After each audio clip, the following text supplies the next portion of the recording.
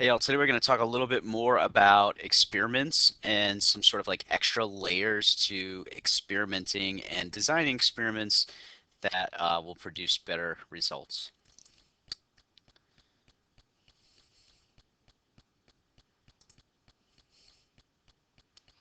So the first thing we're going to talk about is blinding. And so if we were trying to plan an experiment to test a new pet food out against another pet food that's out there that we know is safe. Of course, we always want to be ethical and be safe. Um, we want to know if we should have a blind experiment. So let's talk about what blinding is. You might have an idea of what blinding is anyways already. So when we're doing an experiment, there's sort of two different types of groups that you can fall into. You could fall into the people who we say could influence the results. So the subjects would be the individuals who are part of the experiment, um, people who administer treatments. So in this case, maybe people who feed the dogs, um, or people who we consider technicians. And then we have the people who evaluate the results. So judges. A lot of times these experiments are medical, so the physicians who are examining the patients or the subjects. And so sometimes we want the people in one of these groups to not know what treatment they're receiving. So for instance, if we are testing a medication, we wouldn't want the people taking the medication to know which medication they were getting. In current events, sort of relevant, we are giving, well, not we, but there are people receiving a coronavirus vaccination, and some people in that trial are receiving a placebo. And so we don't want them to know which vaccination they're getting because we don't want them to live their life differently based off of which injection they're getting, whether they're getting a fake injection or the real vaccine. And so we would blind them and we wouldn't let them know which one they were getting. So that would be called a single blind experiment. If there are if the people in both groups don't know who's getting what treatment, then that's called a double blind experiment. So I would guess, I don't know for sure, might need to do a little more reading, but I would guess that the coronavirus experiment is a double blind. And so the people receiving the vaccination don't know if they're getting the real one or the fake one. And the people who are treating those patients don't know which vaccination they had. Because sometimes we have biases formed that we don't want to influence the results. So we don't want the treating physicians to know who had the vaccine. We just want them to see if these individuals got the coronavirus or not. And of course, this sort of always confused me when I was a student at first, but there is somebody who does know who is getting the treatments, and that would be the people doing the research.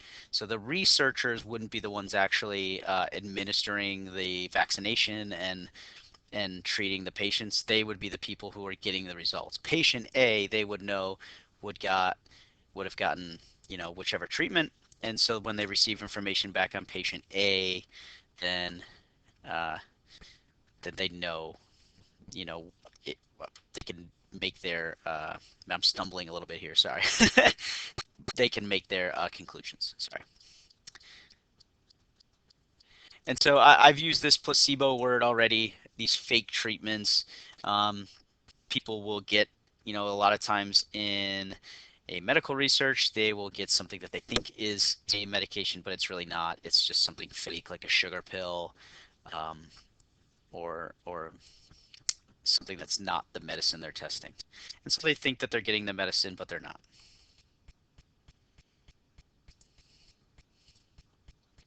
And another thing we do along with blinding is we can block an experiment.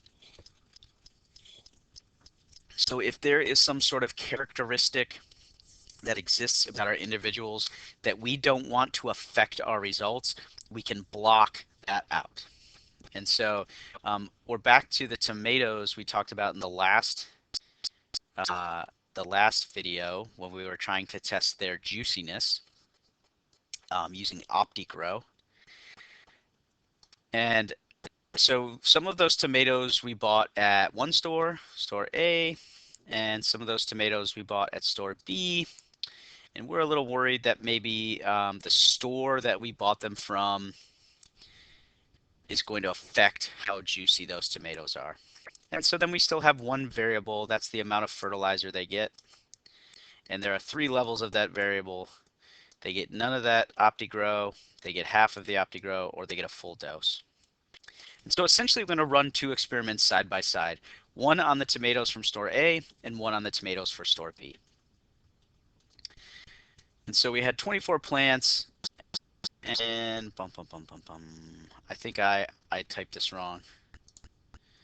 I think we had 18 plants,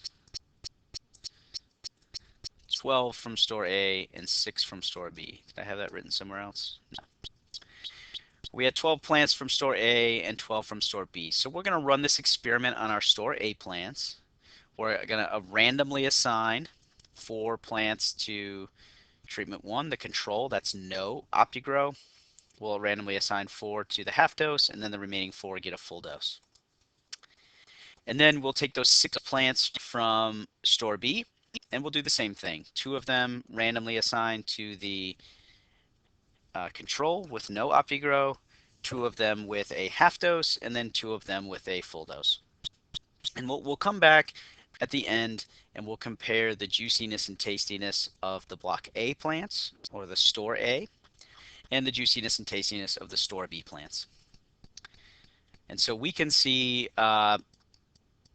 you know, which is better. No OptiGrow, half OptiGrow, full OptiGrow in both stores. And this way, the store that the plant came from is not going to have an effect on how juicy or tasty the tomatoes are. Let me just make sure I didn't have anything else. Yep. Uh, we can do something similar in observational studies. We can match subjects who have similar characteristics. We won't go too deep on that right now, but there is a way in observational studies where we can pair up people who have like characteristics so we can reduce variation, sort of like we are doing here. The characteristic here that we are grouping them by is which store the tomato plants came from.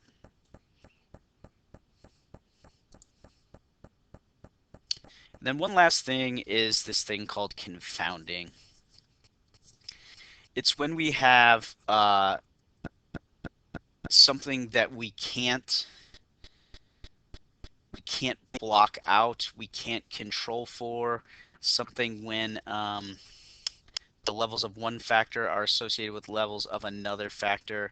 We call those two factors confounded. We can't account for that.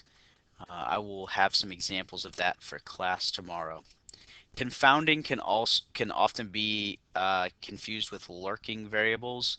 When we talked about comparing two quantitative data sets, we talked about lurking variables, and those were that was a variable that was connected to both quantitative variables, and it would make the quantitative variables look like they had a relationship. So I think the example we used was ice cream sales and air conditioner sales, and they look like they have a relationship, and that's because they're both connected to the same lurking variable, which was the temperature.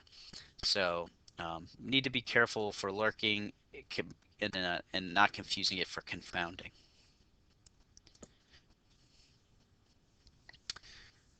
So I'll have a couple questions for you here. Just make sure you watch to the end and answer the questions.